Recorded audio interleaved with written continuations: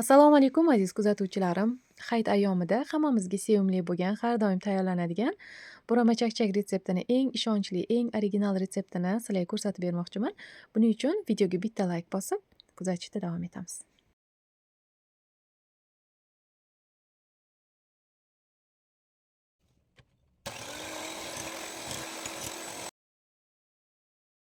Xamirini boshlaymiz. Bizga 5 dona yirik tuxumlar kerak bo'ladi. Idishga oq sarig'i bilan qo'shib chaqib olib, mikserlashni boshladim. Mikserni eng past skorsida mikserlaymiz.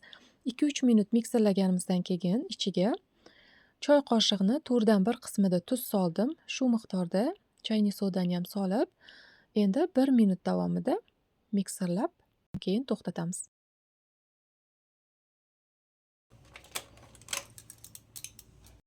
Endi bizga mikser kerak bo'lmaydi. Bu jarayonni mikseri yo'q qizlar venchikda tayyorlasa ham bo'ladi. Elangan unimizni kam-kamdan solib, xamir qorishni boshlaymiz. Unni birdaniga ko'p sovormaymiz, xamirimiz qattiq bo'lib qolishi mumkin. Mana kam-kamdan solib, xamir qorishni boshladim. Menda hammasi bo'lib 420-430 gramm un sarflandi. Unlarni naviga, sifatiga qarab miqdori ham ozgina farq qilishi mumkin. Tuxumlarni katta kichikligiga qarab miqdori ham ozgina o'zgarishi mumkin. 400 grammdan 450 grammgacha un sarflanadi. Keraklicha ishlatib, mana shunaqa yumshoq xamir qorib olamiz. Mana ko'rganingizdek, tuxumli xamir bo'lgani uchun qo'lga yopishqoqroq xamir bo'ladi. Endi idishdan stolga olib, yaxshilab mushlab olamiz. Chakchaklaringiz sizda ham o'xshab chiqishi uchun albatta oliy navli undan foydalanishingizni tavsiya qilaman. Chunki oliy navli un yengil bo'lgani uchun burama chakchaklar ham buralishi yengil bo'ladi. Mana ko'rganingizdek, unlarini yaxshilab yedirib olib, zuvala yasab, salofanga o'rab yarim soatga tindiramiz. Xamir har yarim soatda 1-2 minut davomida mushlanadi. Hammasi bo'lib 2 soat tindiriladi. Shu 2 soat mobaynida har yarim soatda mushlaymiz. Mana xamirimiz hali qo'lga yopishqoqroq. Bu birinchi tindirishimiz. Salofanga o'radim. Yarim soatga qoldiramiz. Yarim soatdan keyin yana olib 1-2 minut davomida mushlaymiz.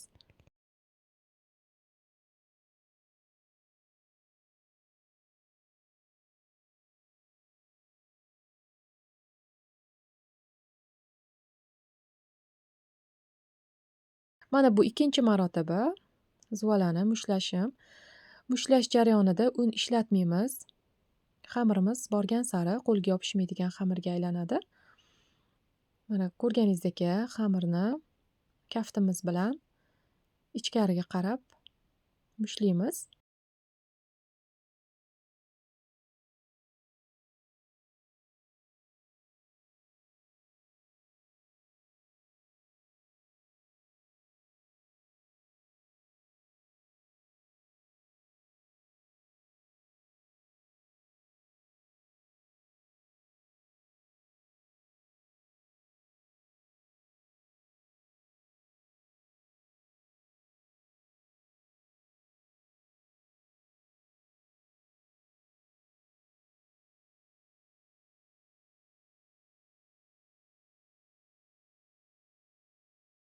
Mana bu uchinchi marotaba mushlashim. Har bir mushlaganimiz 1-2 minut davom etishi mumkin.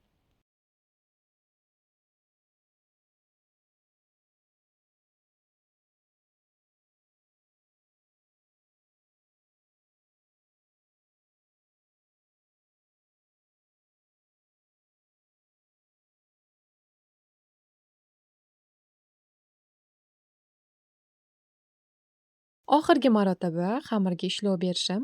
Mana ahamiyat bergan bo'lsangiz, xamirni orqa qismini ag'darib, ichkariga qarab kaftim bilan mushlayapman. Bu oxirgi 4-marotaba mushlashimiz. Endi salofanga o'rab, yana yarim soat tindiramiz.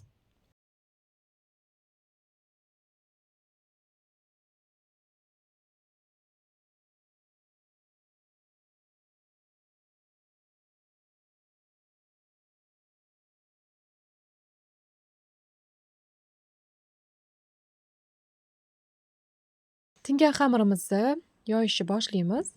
Un sepib yoyamiz. Qo'limiz bilan kattaroq qilib olganimizdan keyin uqlov bilan yoyishni boshlaymiz.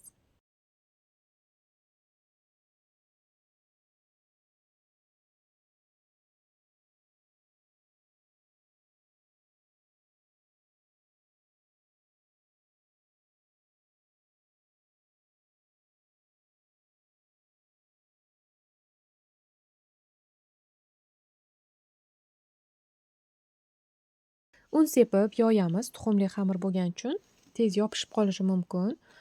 Boshida, ya'ni xamirimiz kichikroq bo'lgan paytda un sepib yoyamiz. Kattaroq yoyilgan paytida un ishlatmaslikka yoki kamroq ishlatishga harakat qilamiz. Sababi chakchaklarni qovurish jarayonida yog' tagiga unlari o'tirib qolsa, yog'imiz ham qorayib, chakchaklar ham rangi o'zgarishi mumkin. Shuning uchun katta yoyilgan paytida unni kamroq ishlatamiz.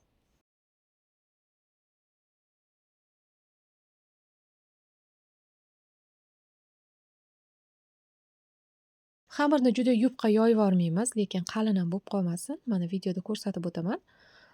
O'rtacha yupqalikda yoyvolib, stolga katta qilib yarmini yoyamiz. Xamirimizni yarmi uqlovda o'ralib turibdi. Xamirimizni yarmiga oddiy o'simlik yog'ini surib olamiz.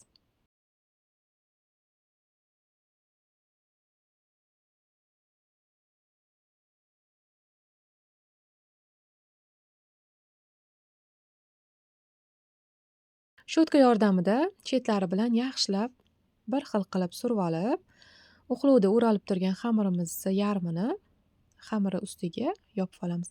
Mana ko'rsatib o'tdim. Ikkinchi yarmiga yog' surilmagan.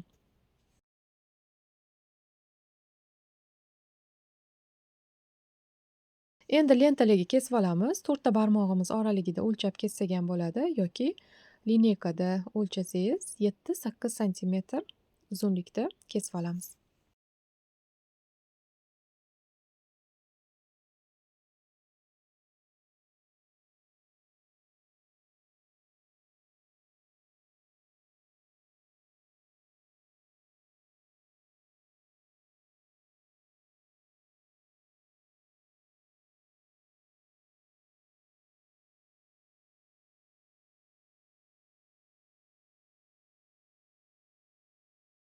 Endi shu lentani eniga ham bitta barmoq oraligida kesib olamiz. Lentamizni bukilgan joyi bo'ladi. Shu joyini ham ochib, orasini kesib olamiz. Qolganlariga tegmaymiz. Shundoq ham yog'ning ichiga tushgandan keyin bular ajraladi. Hammasini shunaqa bo'lakchalarga kesib olamiz. Videoda qiyin ko'rinayotgan bo'lishi mumkin, lekin tayyorlaganingizda hech ham qiyin joyi yo'q. Sizlarga tushunarli bo'lishi uchun, hech qanaqa savollarga javob qoldirmaslik uchun boricha ko'rsatib berdim.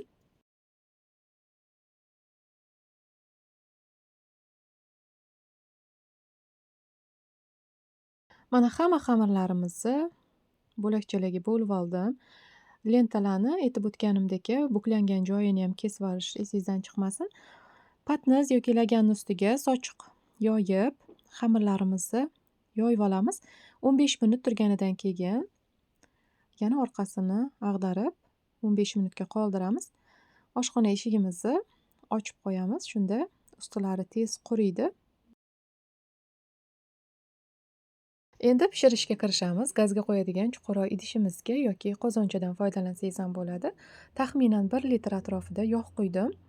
Ozgina qizdirib olganimizdan keyin olovni pasaytirib, 6 ta bo'lakchalardan solib, qozoningizni katta kichikligiga qarab kamroq yoki ko'proq solaverasiz. Menda kichikroq bo'lgani uchun 6 tadan soldim. Bular hozir yog' ichida bir-biridan ajralib 12 taga aylanadi. Tepaga suzib chiqishini kutamiz. Tepaga suzib chiqqanidan keyin o'rtasini bosib olsak, shunaqa buralib chiqadi.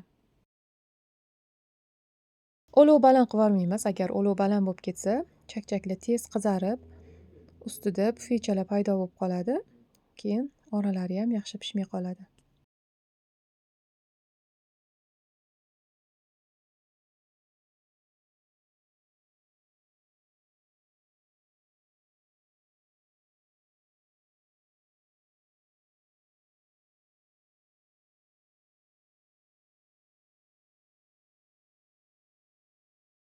Masalliqlarni to'liq miqdorini videoni tagida ham yozib boryapman yoki описаниеga kirib ko'rishingiz ham mumkin.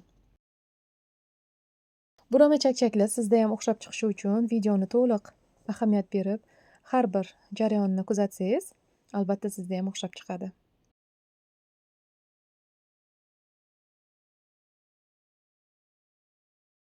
Aylantirib pishirib olaveramiz, lekin juda ham qizartirib pishirib yubormaymiz. Ochiqroq rangda bo'lgani chiroyli chiqadi. Barmog'imiz bilan bittasini ustini tekshirib ko'ramiz. Ustilari agar qotgan bo'lsa, suzib olaveramiz. Salfetkani ustiga yog'laridan silkitib olamiz.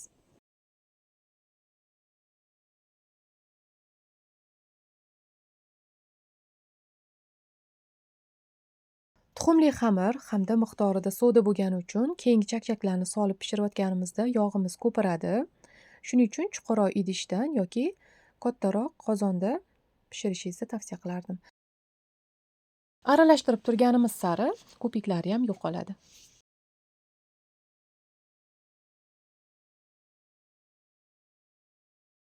Xuddi shu retseptim asosida ko'pchilik qizlarimiz zakazlarga tayyorlashyapti. Ularda o'xshab chiqayotganidan, daromadga kirganlaridan juda ham xursandman.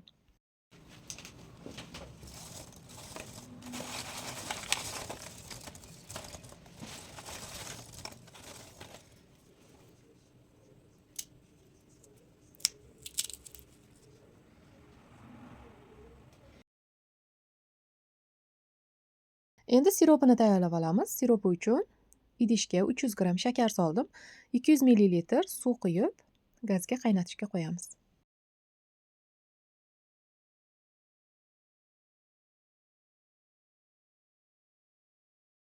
Qaynab chiqqanidan keyin ichiga 250 gramm asal solib, yana o'rta olovda qaynatishni davom ettiramiz. Agar toza asaldan solsangiz, 15 minut yetarli bo'ladi.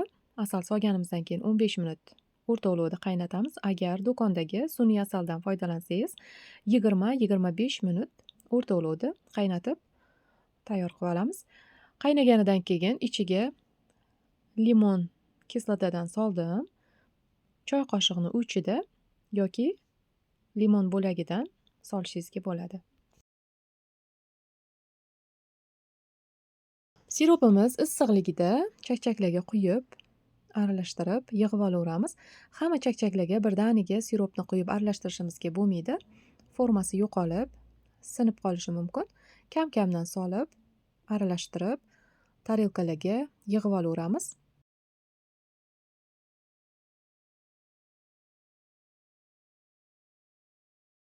O'zingiz xohishingizga qarab tarelkalarga yoki patnizga terib olishingizga bo'ladi. Agar patnizga baland qilib har bittasini taxlab termoqchi bo'lsangiz, u holda siropingizni yana ko'proq qaynatib, quyuqroq holga keltirib olishingiz kerak. Bir-birini ustiga taxlab yopishtirish oson bo'lishi uchun. Bizda juda ham unaqa qotib ketgan sirop yoqtirishmaydi. Shuning uchun tarelkalarga yig'ib oldim. Ustini o'zingiz xohishingizga qarab bezatishingizga bo'ladi. Men vafelni yeyiladigan qog'ozdan kapalaklar kesib ustiga yopishtirdim. Bugungi videoyim tayyor. Agar sizga yoqqan bo'lsa, tushuntirib bera olgan bo'lsam, bundan juda ham xursand bo'laman. Videoni yo'qotib qo'ymaslik uchun videoga like bosib, do'stlaringiz bilan ulashishni ham unutmang. Kanalimga obuna bo'lmagan bo'lsangiz, obuna bo'lib, videolarimni kuzatishda davom eting. Telegram kanalimga ham ulaning. Silkasini shu videoni tagida описаниеda yozib qoldiraman. Sizlar uchun eng original, eng ishonchli retseptlarni joylab boraman. Ertangi videoyim burama bo'g'irsoq retsepti bo'ladi. Kuzatishda davom eting. E'tiboringiz uchun rahmat. Sog' omon bo'ling.